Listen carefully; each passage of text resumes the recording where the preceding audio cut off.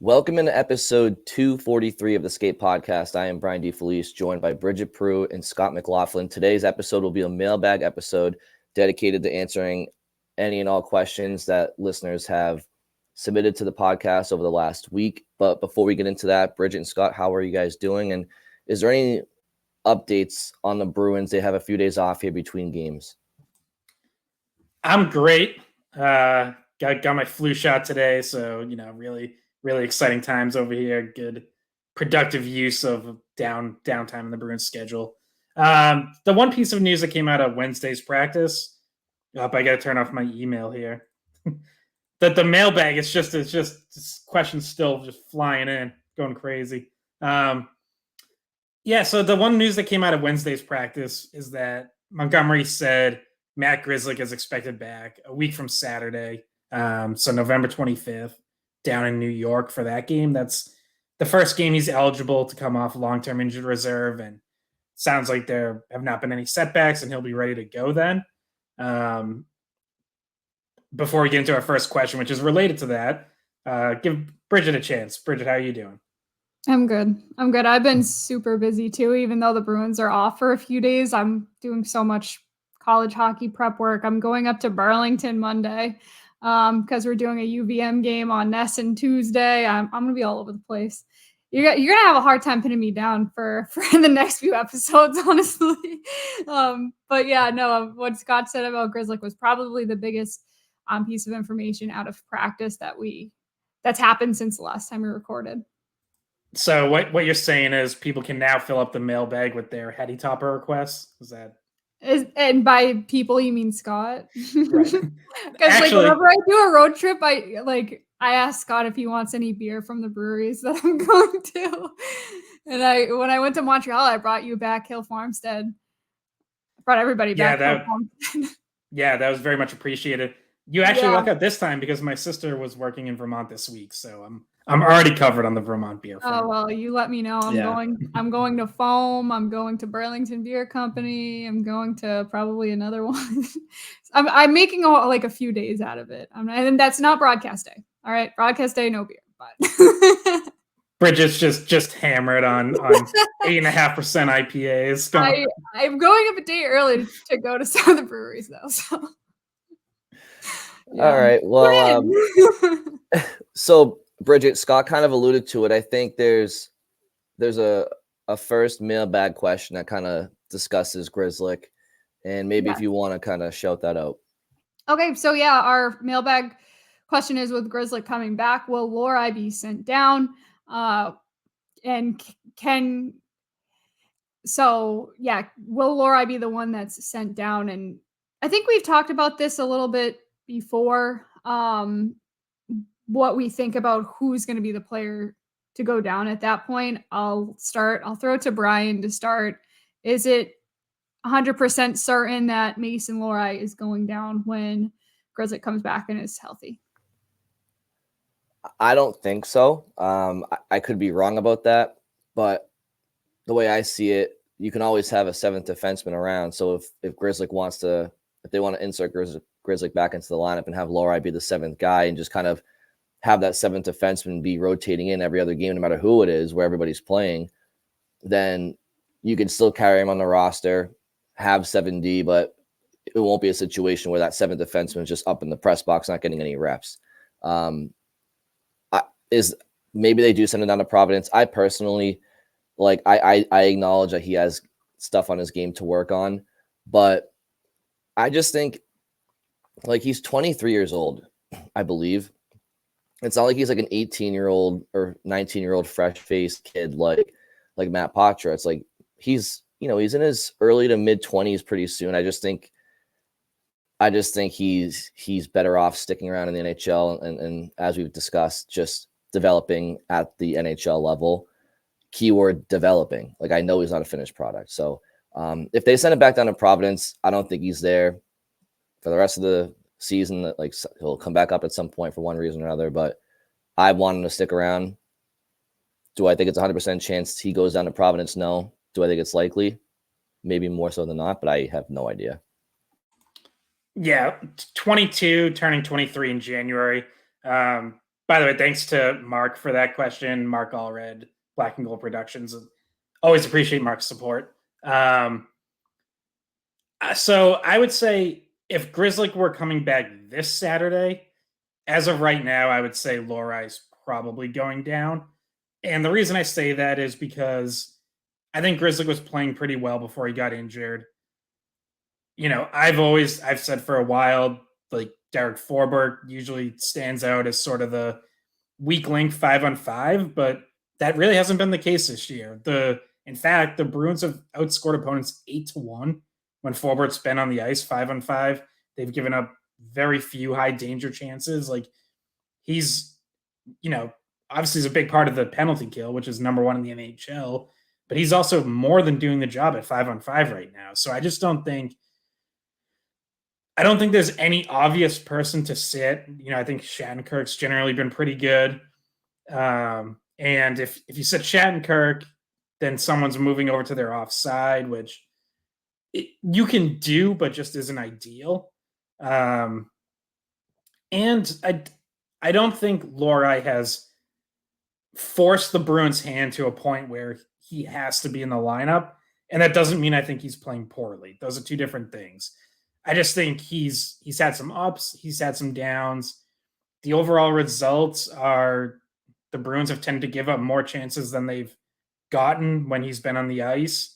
If you dive in like by pairing, like it's only been 2 games with McAvoy. There's going to be a few more, and that's where I say, like as of right now, I think Lohrei would go down. But the Bruins have 4 games between now and next Saturday. Like this is a very busy part of the schedule. They play Saturday, Monday, Wednesday, Friday before we even get to New York next Saturday.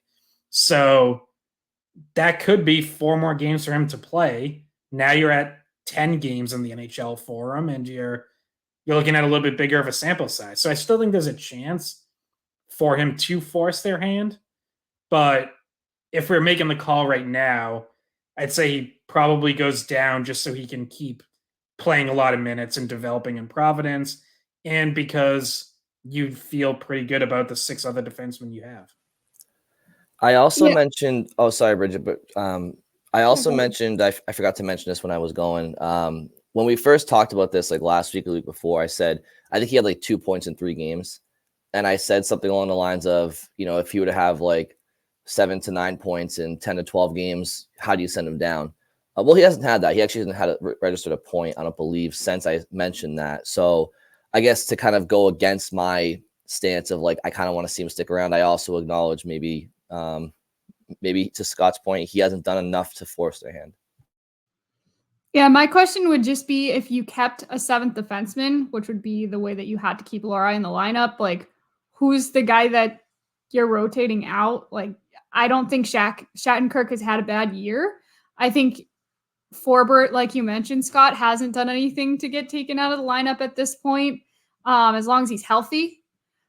But that kind of leaves you in a position where, you're rotating guys in and out who you almost feel like you'd rather just stick with a certain 6 and get them the ice time and send Lohrei down to develop and not have him waiting around playing only half the games. Like say he played every other game, switched out with Shattenkirk or switched out with Forbort, or even Grzelcyk if Grzelcyk needed a maintenance day for whatever reason. You're not getting him as many reps as you probably like. And you can definitely get him that ice time in Providence. So that's kind of the main consideration at this point, is if everybody's healthy and you don't need someone to kind of come in and take time for guys who are hurt for them to either have a maintenance day or actually legitimately need to be out of the lineup for injury.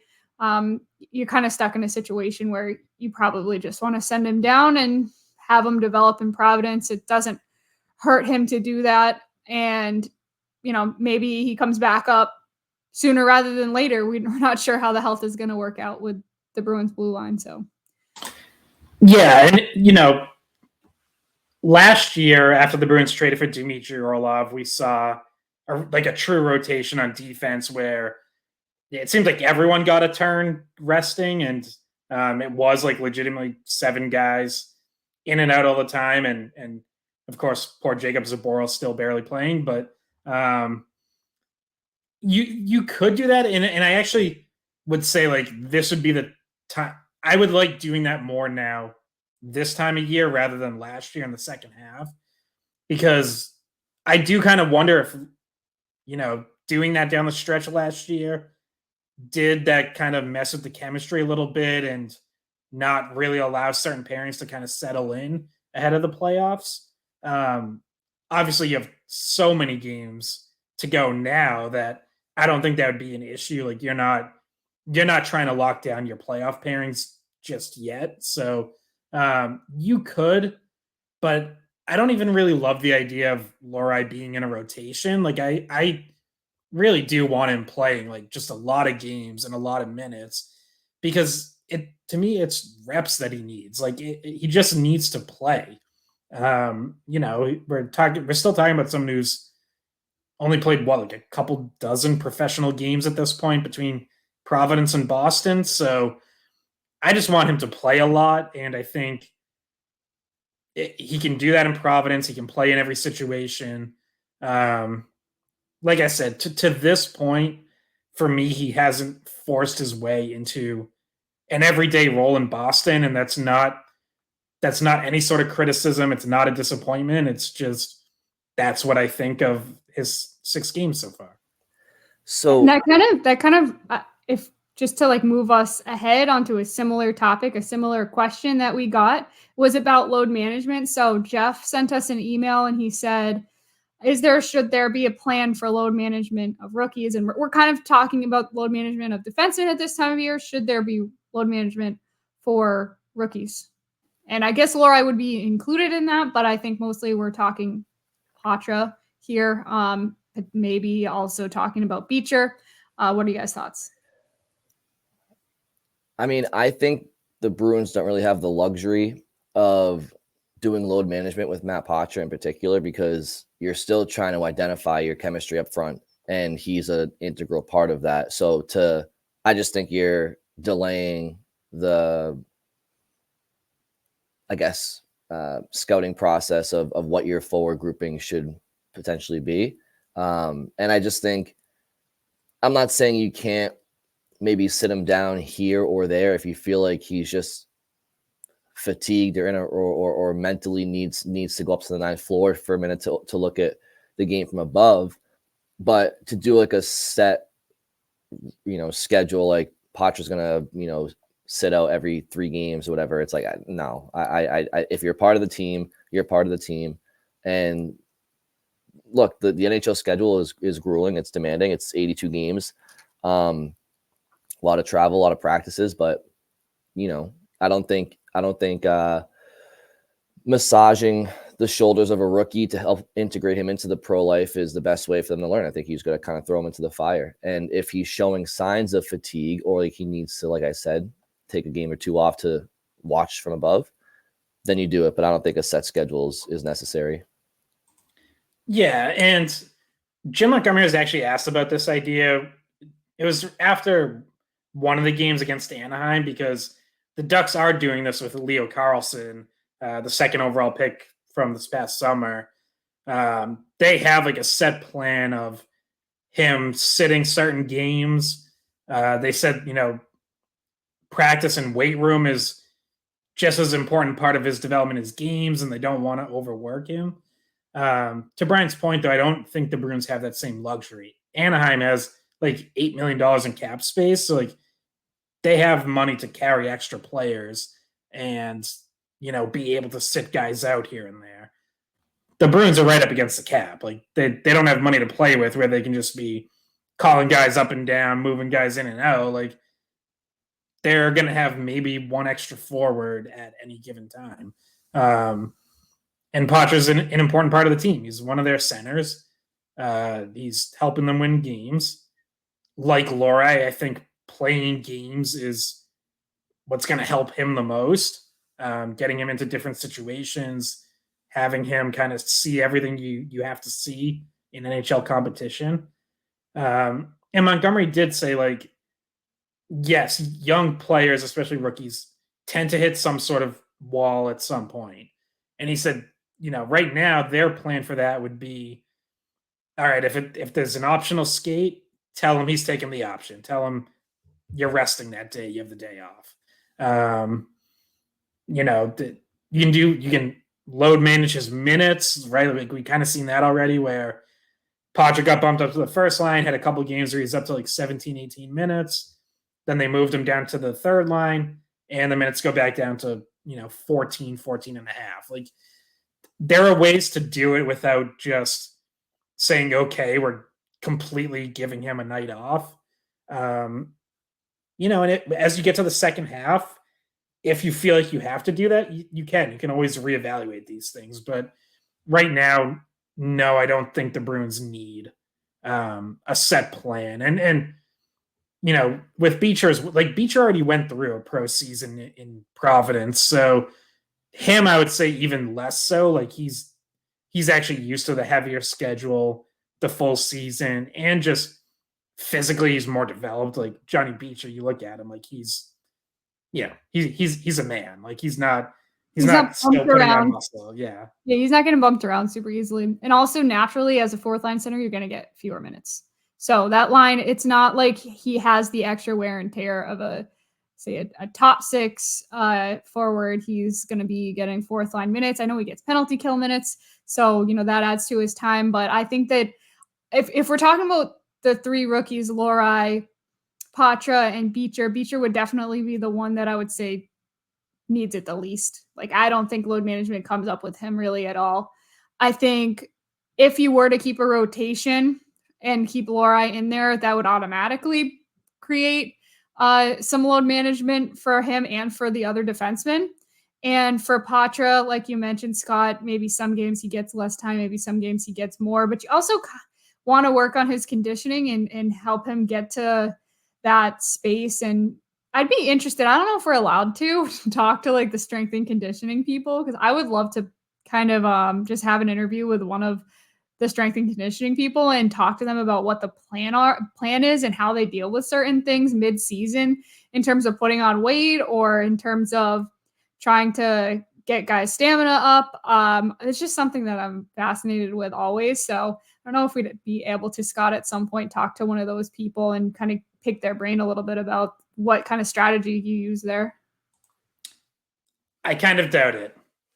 I'm not going to say impossible, but me too. But it's just like, I feel like it's such an underlying part of the game that I would just like to have that background in, because it's not our expertise. We're not trainers. We're not, doctors. Those are the kind of things I wish I knew so that I could kind of understand what the thought process is for dealing with certain situations like this. Yeah, I mean, like we see all of them around practice, and I think they're good, like just kind of shooting the shit here and there in the hallway with media. I don't think doing an interview would really be their favorite, but we can ask at some point. All you can do is ask. I would love to be given the green light about, all right, you got to put on some weight this month. So here's the go to Chick-fil-A on Boylston Street, or as much as you want and as often as you want. I would literally turn into the movie Super Size Me for like a month, but the amount of skating these guys are doing, you probably won't even notice anybody gaining weight. Some people's metabolisms are so high that you could eat 2 to 3 times more than necessary your amount of calories and you still wouldn't put on weight. Like I have a friend who my brother's a trainer. Like we were trying to get him to put on weight for over a year. He was not putting on any weight, even though he was eating twice the recommended calories for someone his size and age. I mean, sometimes people just metabolize it and it's not as easy as you think. What's your not to go too off topic, but I do have a quick little Brian mailbag question for the two of you. What's your favorite cheat meal, or like meal where you're just like, this is very unhealthy, I don't give a shit, I'm going to enjoy it? Poutine. Oh, good answer. I like the people in Family Feud. Good answer. Yeah. I mean, probably just like chicken parm. Just like I can eat like a ton of chicken parm, and like sometimes I'll eat chicken parm like in moderation. Like no, all right, like we're not going crazy, but I go to a restaurant that has like big portions, Mm. I'll just eat all of it, and I'm like, I know this is gross. Like, I know this is really bad. I know this is gross. I'm gonna regret this later, but don't care. Like, just so good. I mean, there's a million and one answers here. I think for me, if I had to think of one, I would say like, and there's a few places I have in mind in particular when I say this, but like a chicken parm sub, accompanied with like a chicken broccoli Alfredo pizza, and of course, like, you know, a nice greasy bag of fries. Like, give it to me all day. All right, back to our regularly scheduled programming. I was also just gonna say like a good steak and cheese sub too. Oh, like of course. Oh my god. Of course. You know, I've been saying for like years, Scott, like with you off and on, like I haven't been honestly since we started this podcast, because I remember saying this to you, but like I just have the biggest craving to go to Augusta's and just get like their chicken cordon bleu sandwich, a chicken parm sandwich, just sit in my car and just like listen to WEI, of course, on the radio, or the skate pod, and just like house it. But now I'm getting hungry. It's 1:30 when we're recording. This is not good. We gotta get back on the rails here. Okay, I'll take full responsibility for that.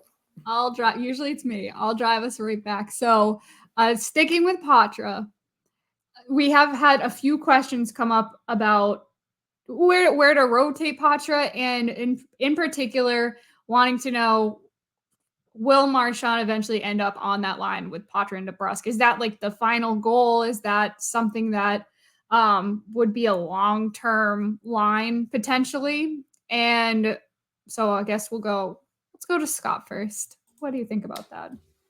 Yeah, I mean, I think it makes sense to like eventually end up there, but obviously like the one issue there is who's going up to the Saka Pasternak line if Marchand is with Patra and DeBrusk. And we've seen some Van Riemsdyk there.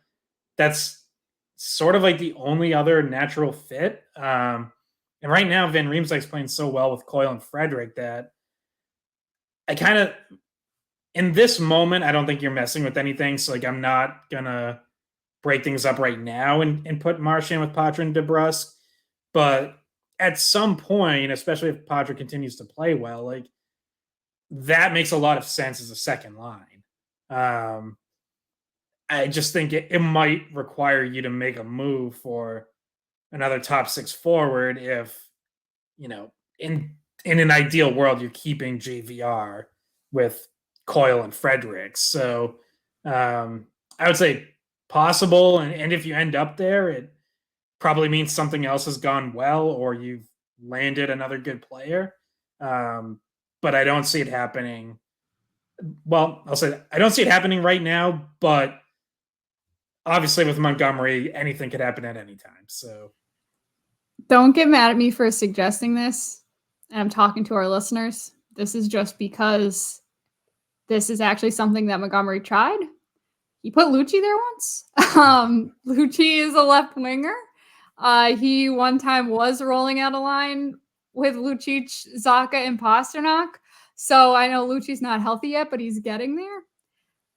Don't know if that's you try that. I don't know. Or if, like you said, Scott, you have to go out and get another top six winger. Well, I'll say this.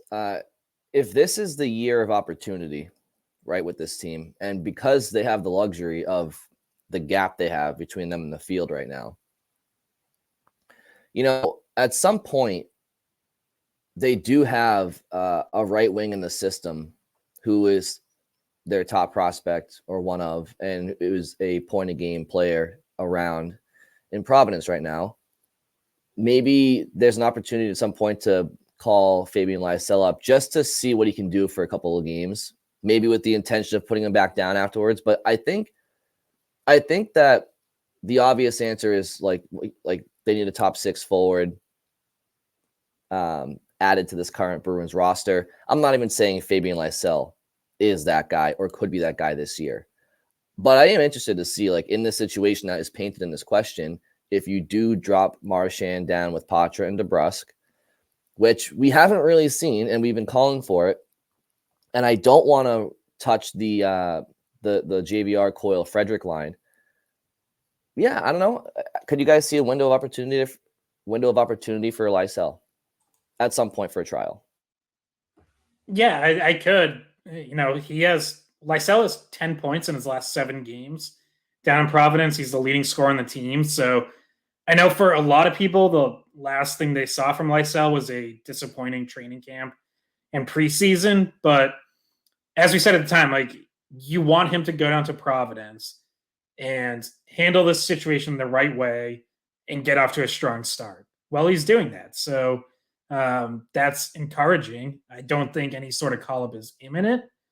But yeah, at some point this year, it could certainly be in the cards, especially if there is, an injury or two that opens up an opportunity like we've seen with the Lohrei on defense, where it's like, maybe everything else being equal and everyone being healthy, Lohrei probably wouldn't have been called up yet. But you get that opportunity, you get this look at him, you see how he does. I could definitely see something like that happening with Lysell at some point. Well, and that actually kind of brings me to this question too. Is it 1 or 2 games of Steen before they have to decide to send him down, or I think it's 2 games, right? Before they might have to go back through the waiver process with him. So yeah, his next game will be his 9th. Once you get to 10, he would have to go through waivers again. So if Steen plays Saturday and Monday, he would have to clear waivers again if they wanted to send him down. And correct me if I'm wrong, Lucic isn't scheduled to come back in that time frame. Like, they'd be missing each other by a game or 2. Yeah, we don't really know on Lucic yet. We know they're not really calling it a setback, but he was on the ice last week. He, so far this week, has not been on the ice. We'll see if he's out there Friday or not. But yeah, Montgomery said he's about a week behind, and we don't know exactly what the timetable was initially. This Saturday is the first game he's eligible to come off long-term IR, but we don't know if, like, did they originally think he was going to be ready for this Saturday, or did they all along think it was going to be some point after that? So Lucic really could be anywhere from like a week away to possibly even longer than that. Like, we just don't really know right now. And I asked those 2 things because if you're sending Steen down because you don't want to go through the waiver process again, do you bring Lysell up? Do you elevate someone else up after Steen's 9 games? So that's just a thought. If you're deciding to go that route, you'll need to bring someone else up from Providence more than likely. So there could be a rotation there. Yeah, I don't think it wouldn't be Lysell just because the roles are so different. Personally, I would just keep playing Steen and worry about the waiver situation later. I don't know. I mean, on the one hand, I get like the roster management part of it, but at the same time, it's like, okay, so you're gonna send Steen down after 9 games because you don't want him to get to 10. So it's like, well, then what? Does that mean you're not calling him up the rest of the year because you never want him to get to 10? Like, that's true, because it does. You might as well just play him. That's true. I mean, it's obviously a risk that someone else might pick him up. I mean, AJ Greer did get picked up when they waived him. So that's what you have to worry about. But like, if you've exhausted his 10 games, then that doesn't mean you send him back down and he comes back up. Like, no, that's it for the season. So like, the waiver situation doesn't go away. And more than likely, they're going to need him. And I think he's played well. So it's kind of a crappy situation if you're Steen and you've played well enough where they're like, we got to send you down because we think someone will claim you. It's not really incentivizing great play. It's also like, you're doing everything right, but you're not getting rewarded in that kind of situation, which would be a real bummer for him because I think he's played pretty well. All right. So what do we have next here? All right. Let us revisit the long list. Bridget, do we want to, since we kind of touched on potentially trading for a top 6, I think we had one about like, how are they going to be able to make a trade? Yes. Jeff emailed us and said, given the cap situation, how can the Bruins make additions at the trade deadline? So yes, I guess that kind of gets us into it. In this situation, guys, were you talking about, when talking about trying to fill in a a top 6 winger. Were you talking about this being in like a situation that would happen before the deadline though? Like, are you trying to make a move a little bit before that, or if you're really in need of a winger there? I know obviously they have other guys in the system, but they're not top 6 wingers. Yeah, I mean, first off, I would say like absolutely no rush to do anything. You have the best record in the NHL, so I'm fine waiting until you get a lot closer to the trade deadline. On the like, how do you do something with so little cap space? You do accrue cap space throughout the year. So we've talked about this a little bit in past seasons, but worth kind of reminding people, like, teams accrue cap space during the season, and that so you end up with more cap space at the trade deadline to be able to add someone than you had on opening night. And according to Cap Friendly right now, the Bruins, like, technically right now have like $55,000 in cap space, but their deadline cap space is projected to be a little under 2.7 million. And they can now, the one issue they've hit, the little snag that they've hit here, is they're using long-term injured reserve, and you don't accrue cap space if you have guys on LTIR and you're, quote unquote, over the cap. So you want to get out of long-term injury reserve as quickly as possible. And again, Grzelcyk due back by next Saturday. Lucic could be back around that same time. That would get them out of LTIR, and they could start accruing cap space again. So, already like 2.6 million isn't completely insignificant. Like, that can lend you something. Even if that's all you have, like, there's obviously always an option to move salary out somewhere too. Maybe by that point, Mason Lohrei has established himself as an everyday player, and one of Grzelcyk or forward is on the trading block because they've kind of been shuffled out of the lineup. Like, I guess what I would say is, like, if the Bruins feel like they need to go get a top 6 winger, there's always ways to make it happen. And when you think about last year's deadline, the Bruins moved Craig Smith's cap hit elsewhere to the Capitals. So, yeah, there's ways to shed a little bit of cap there at the deadline. And obviously, we're still very far away from that. We're not going to be in real, discussion. Well, I'm sure we will, but like it's in the spring. We have time to talk about that and other trades like we've gotten into in the past. But I do think that as of right now, a top 6 winger is still the main thing that they would be looking to target. So they would, and for a top 6 guy, you probably do need more than 2.7 cap space, unless someone's retaining part of a contract somewhere. So there would have to be like an accompanying move, like Scott mentioned. Yeah, nothing more to add. Scott kind of covered all those bases there, and Bridget as well.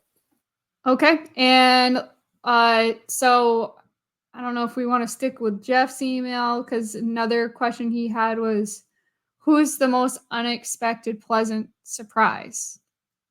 We can be quick about this because I think we've touched on this a few times. Okay, I will say, aside from the obvious, which would be Matthew Poitras, I'm going to go with JVR. I think he's been a very, very, honestly, if you were to look around the league and look at the free agent signings based on what they signed for, he has to be the best bargain and one of the best free agent acquisitions for any team over the course of the summer. So I'll say James Van Riemsdyk. I'll say, so I'm going to say someone that I touched on a little bit earlier, but Derek Forbort, I think, is legitimately playing better than he was last season, especially at 5-5. We know he's always had the penalty killing, but I think he's been really strong in his own zone, not giving up chances. I remember one of our early podcasts this season, I mentioned that he had like some really sloppy breakout passes, and I was like, he's gonna have to get that cleaned up or he's not gonna play. Like, Lohrei will get a chance at some point and that'll be it. Well, I think he has cleaned that up. Like I'm trying to think of like nothing obvious is coming to mind, but I feel like it's been quite a while now since forwards had like a bad turnover on a breakout. I think he has cleaned it up and simplified. And again, as I mentioned earlier, like I know this isn't entirely his doing. Obviously, he can only be as good as the guys around him. But when you see 8-1 goal differential when he's been on the ice, starting, I think it's like under 25% of his shifts in the offensive zone. And like when he's on the ice, the Bruins are often starting in their own zone. They're not giving anything up, and then they're scoring at the other end. Like, what more can you ask out of a third pairing guy?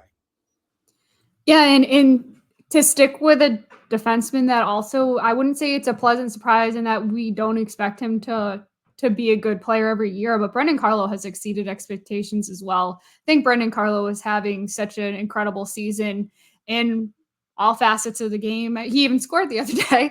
But mostly we're talking about his penalty killing and how he's been able to shut down offenses and how confident he's looked out there for the first part of the season so far. So I would say he's a pleasant surprise in that he's kind of taken a step even higher in his career, in what he's been able to do.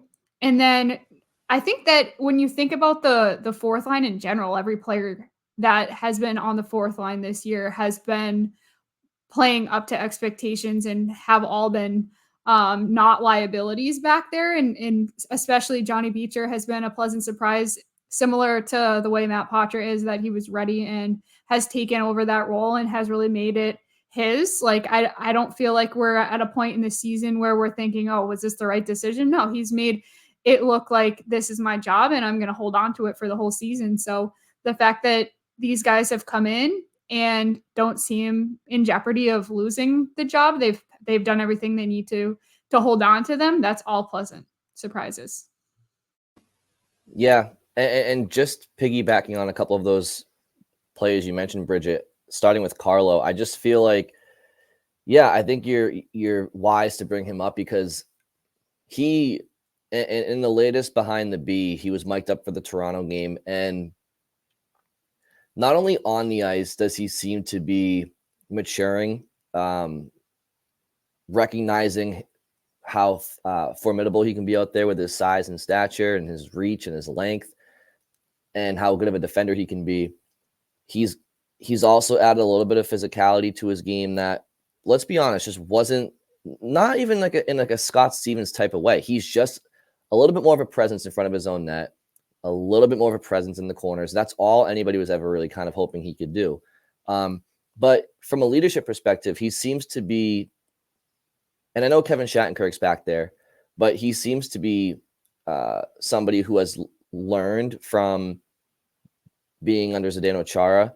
And I mean, hell, even Adam McQuaid, I think, may have been around the team when Carlo broke into the league. And, you know, there were veteran presence guys back there. And I just feel like while Charlie McAvoy is clearly he's the stallion on the back end, I feel like McAvoy is just so focused and so dialed in to his own game because he has to be, because of the minutes he plays and just the demanding role.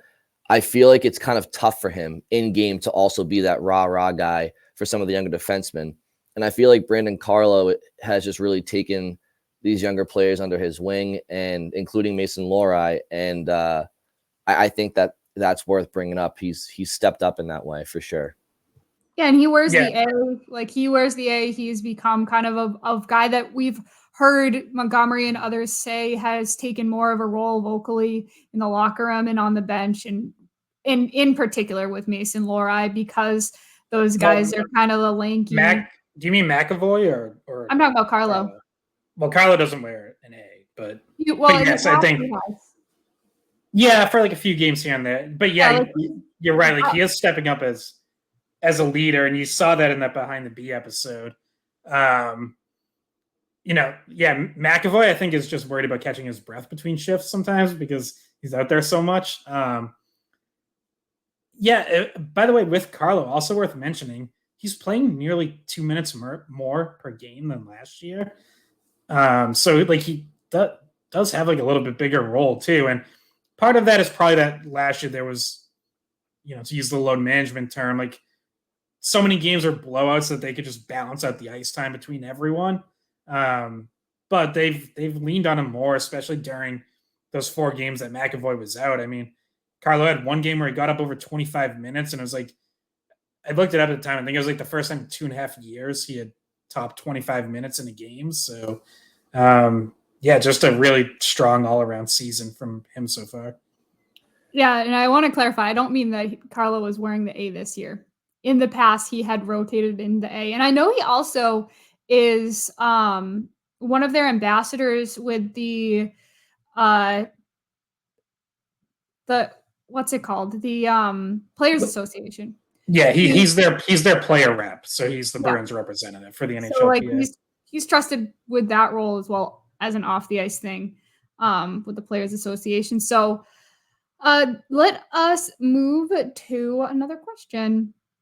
We have some like overarching questions we can hit now. So Mark on YouTube says, do the Bruins have the leaders to drive them to a cup this year?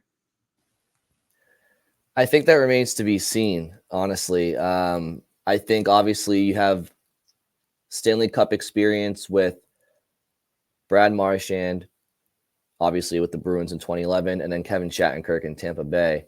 I think there's potential there for, obviously, McAvoy and Carlo and Pasternak and others have been to a Stanley Cup final.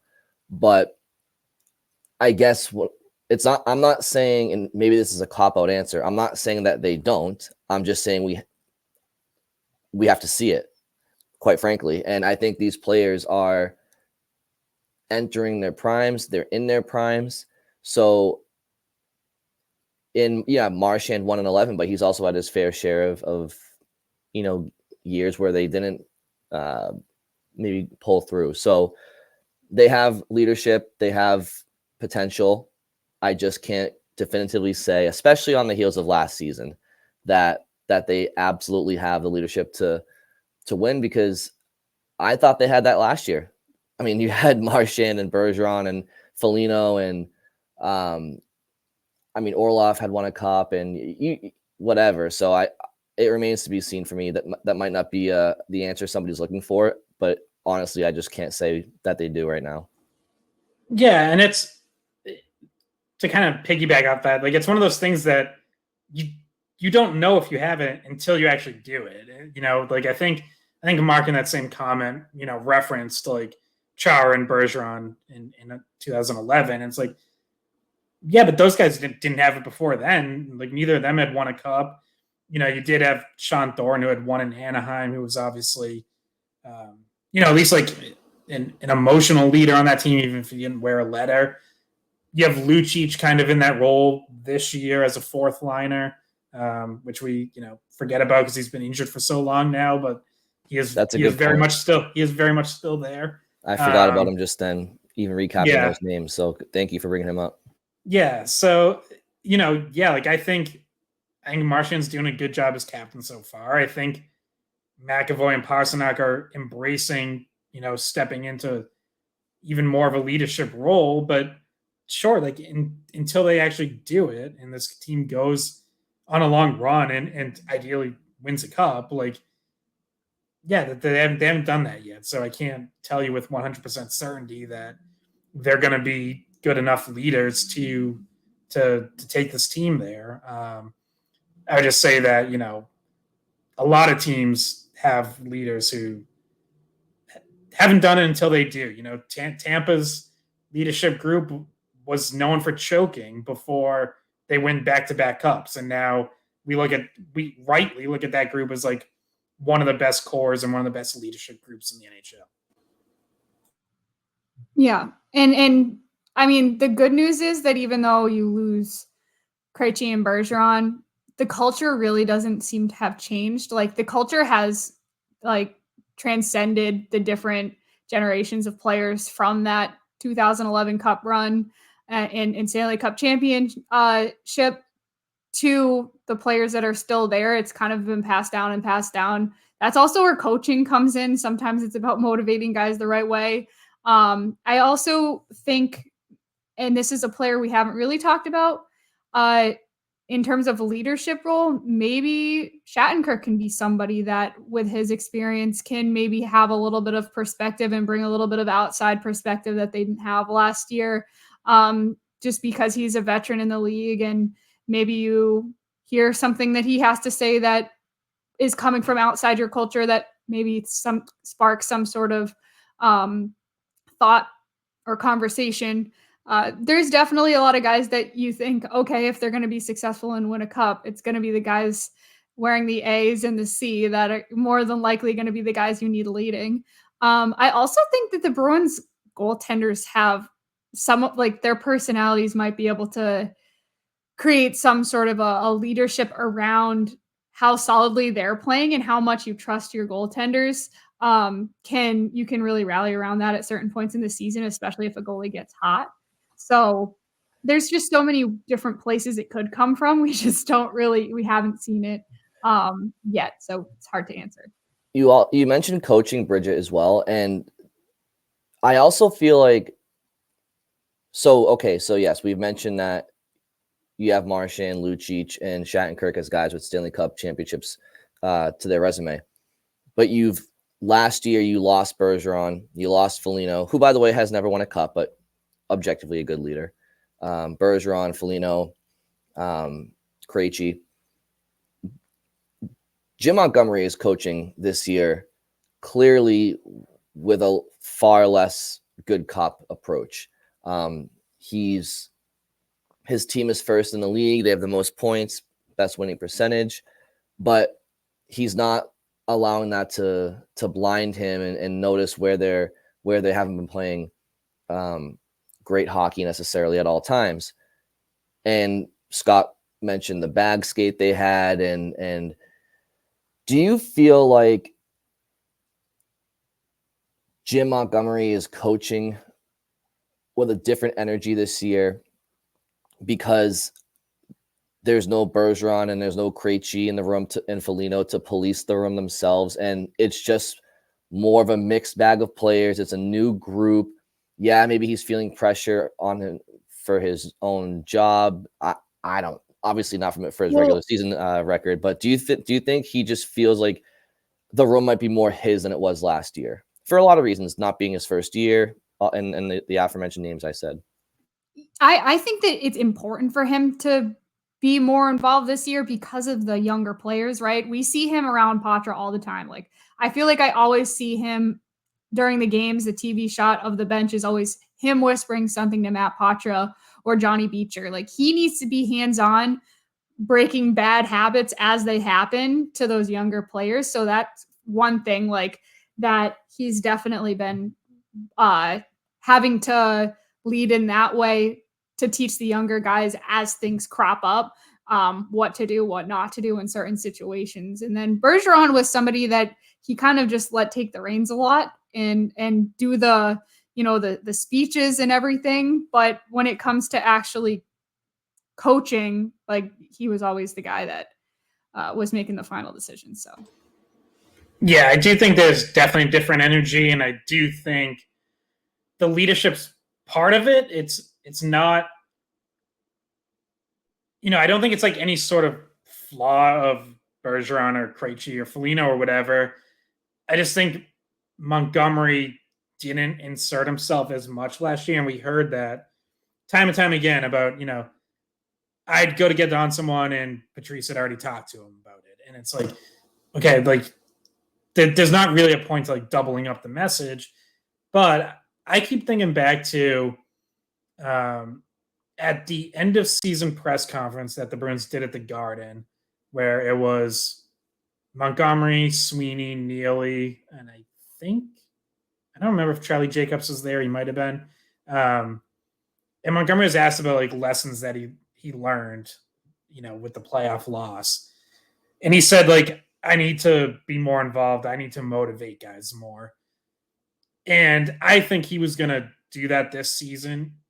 Now, in retrospect, I think he probably already had a good idea at that point that Bergeron and Krejci were retiring. But even if one or both of them were back, I think you'd see, maybe not quite to this extent, but I think you would have seen a change anyways, because I do think he legitimately believes that he probably left it in players' hands a little too much last year and thought, they don't need me stepping in. They have it under control. And it's only when you lose that game 7 that you realize, like, geez, did I have to step in more? Should I have been more hands-on? Should I have gotten on these guys at times, even though, the feedback I was getting was that they were handling it in-house. So, yeah, I do think that's been a conscious shift from him. And with so much turnover, I think this team probably needs it. So it's a good thing. I also think Brad Marchand is probably more open to that than maybe, Bergeron might have been. I remember when Montgomery got hired, he said, like, his first phone call with Marchand made a comment about, like, hey, we're yours. We want to be coached. Like, it was like, yeah, get on us if you need to. Marchand on Monday, when he was asked about the bag skates, said, like, yeah, Monty didn't think we were practicing well and felt like he had to step in. And sometimes the coach has to do that. So I also think, because I think Marchand has that in him too. Like, I think he wants to get on guys sometimes. We've heard Jake DeBrusk talk about Marchand being hard on him when he doesn't bring it into practice. So, yeah, I do think there's been certainly a shift from Montgomery, but also just in the leadership of the team in general. And I just want to bring this up quick. Montgomery also, even though he's not coached a Stanley Cup champion, he's won a national title with Denver, and that was not that long ago. In fact, he, some of his former players are on the team. Dan Heinen, though, I think we've well, no, as we figured out, they actually aren't, because they both missed it. Yeah, they both missed it, but they're bumps, and I don't know why they're here. No, we're just kidding. Yeah, but he's used to. So his experience comes from coaching young players in the college game in that stage of their development. So he has that experience, and we're talking about what he's trying to do with Patra and Lohrei, and so he's experienced with that. He's also experienced a college game, has a lot of turnover every year. Guys graduate, guys sign in the NHL. So he's been able to take the turnover in stride and find new ways and new solutions. I think maybe that's one of the reasons why we'll see him trying different things all the time. And so he has been a coach that has motivated and led a college team in Denver to a national title before. So he has that ability just to bring that into perspective, that it's been done in the past, even though it wasn't at the NHL level. All right. Yeah. I mean, like you guys mentioned, I think it's true. I think last year, Montgomery coming into the franchise, it's his first year. You look across the room and you have Bergeron, who's been there since 2003, since before the Red Sox broke the curse of the Bambino. It's very obvious whose room it is, right? So it was probably intimidating for him to try to impose his voice and influence in a bad cop type of way. So I Scott, you mentioned it, like I'm not casting blame on Foligno or Krejci or Bergeron. Like it's just the reality of what the situation was last year. It was a difficult situation for Montgomery, and yeah, in doing so, they're also breaking NHL records. So there wasn't a ton of moments to probably be that guy, and then it all kind of came crashing down in the playoffs. And next thing they knew, they were done. So and Marchand, I think, is one of those guys who. Yeah, he probably recognizes, look, like we can't be comfortable in this room, and everybody has a job to do. Your job is to coach, and what that entails. So I definitely feel that there's a difference this year. And what'll be interesting is, like, does Montgomery start to have like relationships sour with a couple of players, like in particular, like Jake DeBrusk comes to mind, right? Like he's a player that didn't get along with Bruce Cassidy after a while. Let's say Montgomery and DeBrusk don't have a great relationship, towards the end of this year, even if it's like not a big deal, but maybe the Bruins are sitting there saying like, all right, well, DeBrusk is up for a contract. He's had 2 coaches, one a player-friendly coach, one a non, that both kind of say he might be tough to coach. These are just little things I'm saying that like could come out in the laundry machine with Montgomery being more of diverse personality, you might start to get some more feedback from his perspective. I don't know. It's just, that's just where my mind goes with the different energy this year. You know, it might cause it might ruffle some feathers, but oh well. Yeah, I'm gonna get. Oh, sorry. We don't have a lot of time. I was gonna jump to the next question, but if you have something, Scott. I was just quickly gonna say, like, I also think there's, at least so far, a little bit of a difference where Montgomery isn't really tearing anyone down individually. Like, even when he benched Lohrei, it was, hey, it's a teaching moment. It's not, punishment. He's taking more of like a tear down the whole team if the situation calls for it, right? Like, the whole team's bag skating. It's not someone, getting kicked out of practice or benched for a game. It's, hey, everyone's got to work harder. All right, so we don't have a lot of time. We have one question I want to get to. We're going to give a real quick answer, and then I'm going to merge together some goalie questions we got. So this one I need to read this because of the Twitter handle is Don's Weenie, and that's kind of hilarious. Don's Weenie on Twitter says, I as the most mature person on this podcast, as we've established, I just gotta say, really, really beneath everyone, but no. Yeah, no. I love it. It also happens to be Scott's alias. So I was gonna say, I kind of has Scott written all over it. It's his burner. He wishes he thought of it. So anyway, the question is, why are the Bruins having more success than other teams with similar or even superior rosters to the Bruins, like Tampa Bay? And the next questions are going to be about goaltending, including this one. Are the Bruins goaltending and defense making up for, I guess kind of the same thing, the fact that maybe other teams have better talent on the front end?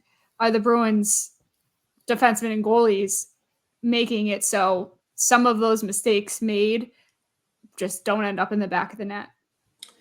Yeah, when I was at BU, I got to talk to Jack Parker every week, and one of his famous sayings was, "This game should be called the goalie."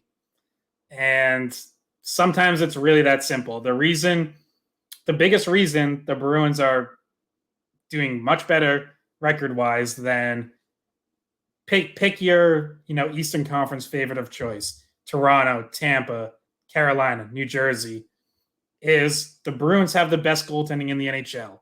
And I'm looking at save percentage. Bruins are at .936 as a team. Tampa Bay, without Andrei Vasilevsky, who's still out injured, 21st at .888. Toronto, 22nd, .887. New Jersey, 30th, .874. Carolina, 31st, also at .874. Just percentage points under New Jersey. But, we could do a deeper dive on, New Jersey in particular. Jack Hughes and Nico Hischier have been injured. That's a huge factor there. But really, more than anything else, it just comes down to the Bruins are getting elite goaltending, and those teams are getting bad goaltending. It sounds like New Jersey.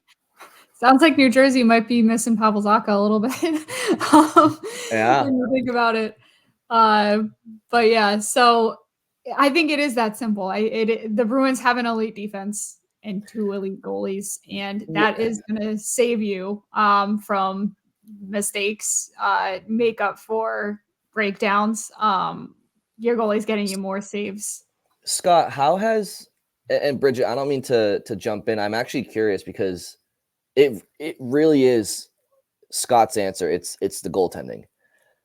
What are the underlying analytics regarding the Bruins defense and what they're giving up? Because I do feel like the reason the goaltending has been so strong is because of the numbers, but also they're also saving the Bruins defense's bacon as well. Yes, the Bruins structurally have, I think, one of the best defense structures and cores in the league, but even beyond them, they are also bailed out by Swayman and Ullmark. And I just want to highlight that because it really emphasizes just how much the goaltending is the reason that the Bruins are where they are. Yeah, so the Bruins are still ranking the top 10 in terms of expected goals against. What I would say about that, though, is it's almost twofold, where their in-zone defense has still been really good. when teams get into the zone, even if the Bruins allow some possession, because they do tend to be a little more passive and not kill plays quickly enough sometimes, but they don't give up great chances. Like they're just structurally sound.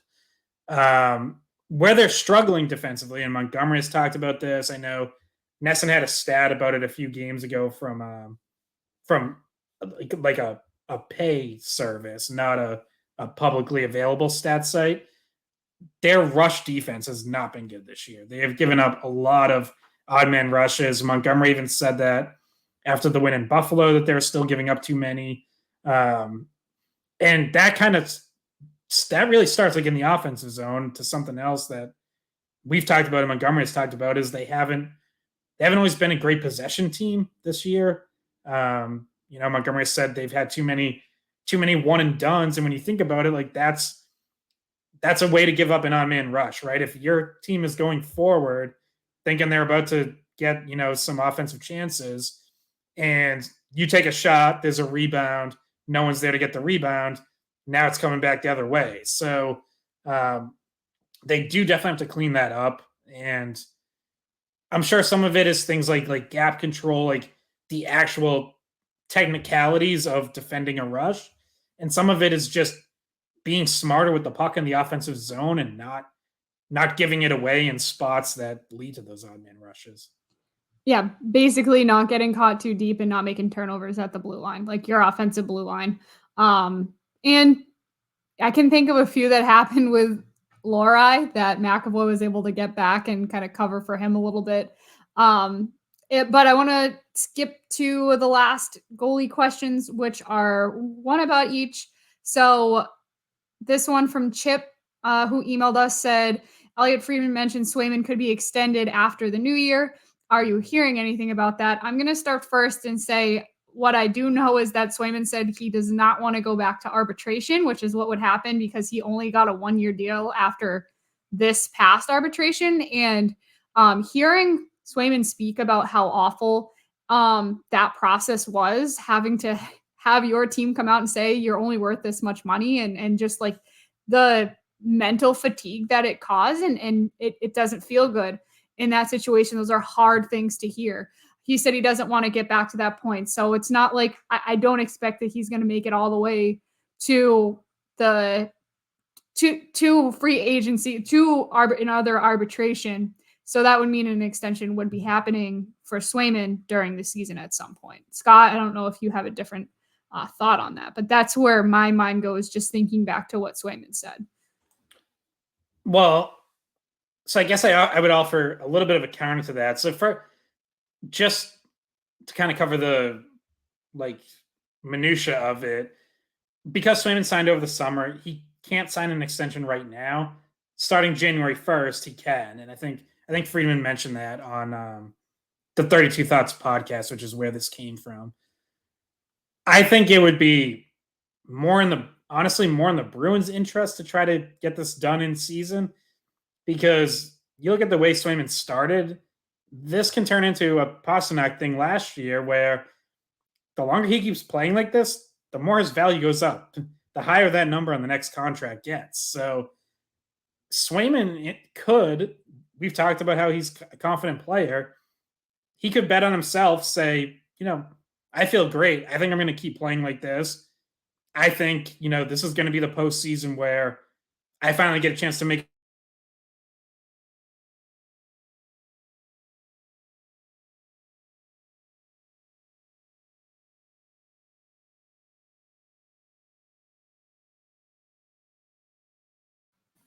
Bridge just got frozen. Yeah, okay. That's a really pretty face he's frozen on. I thought that it was me that froze. Wait, Scott's back. Okay, he's back. Well, I don't know where I froze because you finished off with nothing Swayman. froze on my end. Yeah, Swayman might bet on himself. Is what you're saying. That's what you're saying. Yeah, I don't know where I got cut off, so I won't repeat myself too much. But yeah, Swayman could easily just wait and say, I feel great. I think I'm going to keep playing like this. So, if the Bruins come in and offer $5 million, I don't know. Maybe Swayman holds out and thinks he can get more than that. So in arbitration, are you talking about? Yeah, I mean, if he has a season like Linus Ullmark had last year, like has a strong playoff run, sure, he could get more than $5 million in arbitration. Maybe, but I like after hearing him in his own words explain how terrible that was, I really don't think he's going to arbitration again. So, Well, I mean, when you it's combine not all necessarily his. I feel like it's not necessarily his choice. If the team doesn't want to play ball before then, he might not want to. But if they don't want to, you know what I mean? Yeah, but I think there's motivation on both sides to get a deal done before that. That's what I'm kind of pointing to. Because if the team wants to lock him down, like you said, Scott, because he's playing well before, he might even start demanding more money.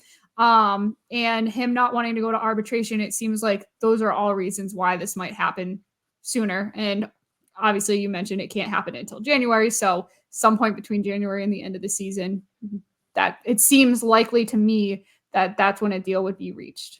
And I don't see any reason why they would not want to extend Swayman. So yeah, no, I think you're right that like there would be mutual interest in getting something done, but it's got to be legit. Like if the Bruins come in at like 4 years, $4.2 million a year, like that's, if I'm Swayman, I don't know why I'd lock myself into that through his prime years when he could potentially be setting himself up for like, to be paid like one of the top goaltenders in the league. So you think they would? It's got to be a real offer. Like I don't.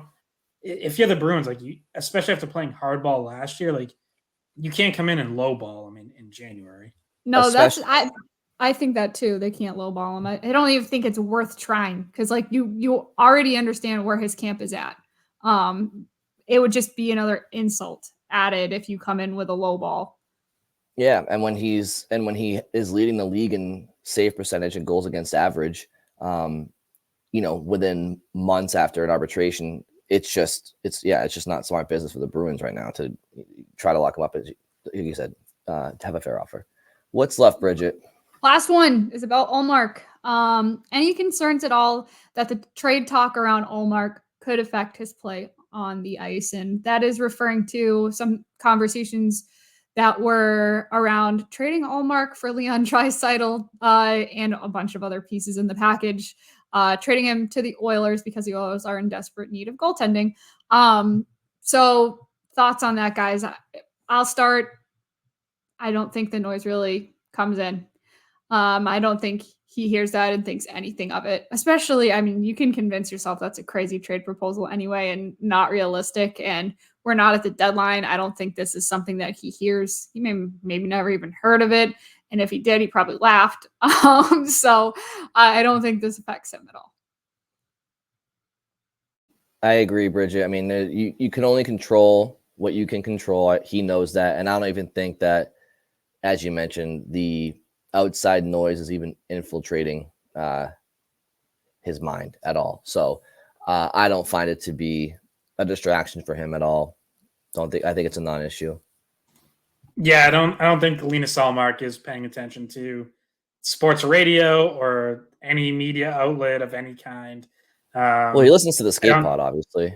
That's true, of course. I don't think these trade rooms are coming up during his afternoon fika, which we've learned about. The coffee, sweet, I Swedish know that tradition. One. Mm-hmm. I am Swedish, so I do know some of these words. Fika is coffee, but like kind of like so I don't think it's going to affect him. I think he'll be just fine. Yeah, him and Swayman are too busy about their worrying about their hug form and making sure that it is both technically sound and not going to get them injured. So yeah, bigger things to worry about for those two. Anyway, I think that we got through everything. So thank you guys for sending your questions / comments to Twitter, YouTube, our email. Those are great. Yeah, thanks everyone. We appreciate it. A lot of fun. So this episode will be dropping on Friday, and which means that the Bruins are playing the Canadiens tomorrow at TD Garden, a rematch of last week. Obviously, the Bruins weren't happy with that performance, led to a bag skate in practice following a lackluster practice. And so I'm sure the Bruins are going to want to kind of avenge that loss. I don't know obviously Lucic is still out, so still not a ton of muscle for the Bruins in this rivalry, which is unfortunate. But nonetheless, thank you all for listening. Bridget and Scott, you guys have nothing else to add? No. All right. Thank you all for listening. Enjoy your weekends. We will talk to you very soon. Hey guys, thanks for watching this Skate Podcast. If you want to see more of our videos, visit our playlist. Not in front of a screen. You can listen to us on Spotify, Apple Podcasts, or wherever you get your podcasts. Don't forget to follow us on social media. And if you enjoyed this video, please don't forget to give us a thumbs up, subscribe to our channel, and leave a comment.